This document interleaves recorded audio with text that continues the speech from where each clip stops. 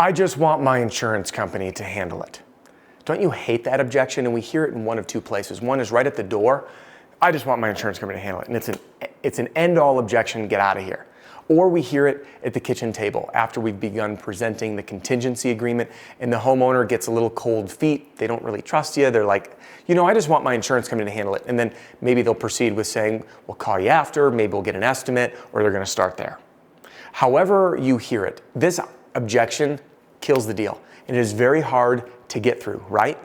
Well, that is until now, because in this video, I'm going to teach you a really simple process to get past this objection. Instead of pushing, which there's this misconception in roofing sales that we educate people, which we do, by the way, there's merit to that. However, if we educate without permission, we sound like we're preaching and pushing, and no one likes to feel like they're being preached at or told what to do. So we're going to break all that down and more, and I'm going to leave you with a really simple strategy that you're going to be able to use the very next time that you're out knocking doors or going through a contingency to get past the objection, I just want my insurance company to handle it. First, a quick welcome or welcome back. Adam Bensman here, the roof strategist, and thank you so much for spending your very valuable time with me. My mission is to help you and your team smash your income goal and give every customer an amazing experience. So if you like this video and you want more, I invite you to join me inside my free training center. There's no catch. There's a link in the description, and I provide training for both individual sales reps, new sales reps, seasoned sales reps, owners, managers, you name it. So hop in there right now. The link is in the description, and I will see you inside. All right, let's get to it. I want my insurance company to handle it. Now, first we must understand why the homeowner is saying this. There's two reasons. Number one is they're trying to end the appointment, or it's the end-all objection. Just get off my property. I don't want to talk anymore. And the second reason is in their mind, they have the whole narrative. They know how it works, right? They say, well, my insurance company, it's my private home, my private insurance, and my insurance company has my best interest at heart. And if they're going to cover it, they will. And if they cover it, they're going to do it the right way. And I'm going to have my insurance out. They're going to say yes or no. And then once they pay me, I'm going to start shopping for contractors and collecting bids. I'm going to review those bids and I'll choose the one that's cheapest so I can pocket some money. Would you agree that's what most of them are thinking? Yeah. Well, if someone thinks they know everything already, what we can't do is say, we know it better. This is like the internet debates that you see in from keyboard commandos on Facebook or in the comment section on YouTube, where someone's like, this is the way, and then they're like, this is the way, and then people don't go anywhere. So if you want to learn how to actually facilitate a conversation, we can't butt heads saying, I'm right, no, I'm right, no, I'm right. So since everyone in their mind thinks they know what's right, speaking at them or preaching at them goes nowhere. So what we need to do first is create what I call a knowledge gap. Now, a knowledge gap is helping someone realize that there is something they don't know, even when they think they know everything. So if they think that they understand this process, I need to help them recognize that there's something that they don't see, that they don't know, that doesn't make sense. And then they're like, oh, maybe I do need help. And this is what we're going to do in this crazy simple process. First, what we need to do, by the way, is educate the homeowner, acknowledge the homeowner and speak to what they're thinking, which we both agreed, I think, was that they've created their story and they know how it works. Then we're going to ask a question. All right, and it's going to go like this. Hey, Mr. Homeowner, listen, I completely understand wanting to keep me at arm's length. You don't know me that well. You don't need me or another contractor like me to be there. It's your home, your insurance company. You want to keep folks at arm's length. You want to get your insurance company out. You're going to see what they say, and then you're going to grab that check and say, I'm going to shop around and see if I can get some bids from contractors and maybe keep a little bit of money. Is that fair? And they'll either validate it as in yes, or they're going to correct you.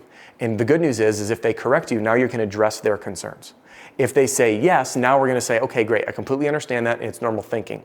The reality is that our company, and by the way, use the facts and information that are relevant to you, okay? With our company, we've replaced thousands of roofs, or say hundreds, tens, whatever it is, thousands of roofs, and about 98% of the projects that we've worked on have required what's called a supplement to the insurance company, which means items were missed, which means that those would have otherwise been on the financial responsibility of the homeowner.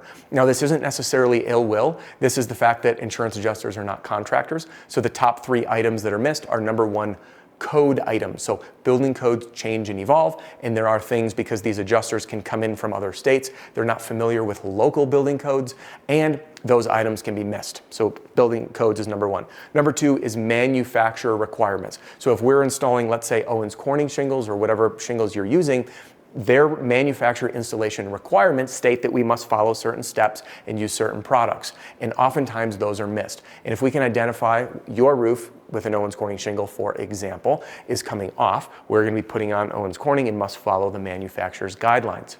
All right. And the third item is things that are missed due to just simply lack of knowledge of how a roofing system works.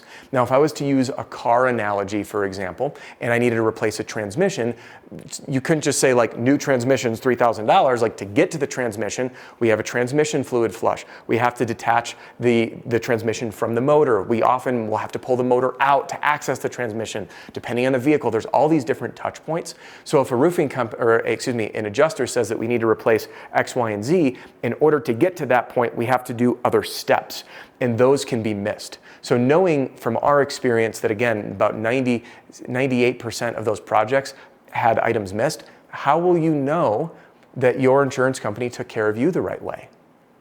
And at this moment, when you ask that question, it creates the knowledge gap. And that homeowner will likely stutter. And right then they say, wait a minute. They start to second guess how they're thinking about this process.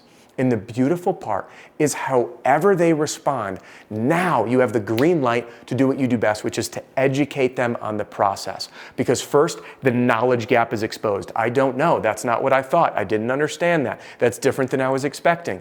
And now that opportunity is there for you to speak to, so you can create the need for you to be there, that extra set of eyes, that thorough approach, positioning yourself as a storm damage expert to repair homes after hail, wind, or hurricane events. And you, my friend, are one step closer to getting that deal signed.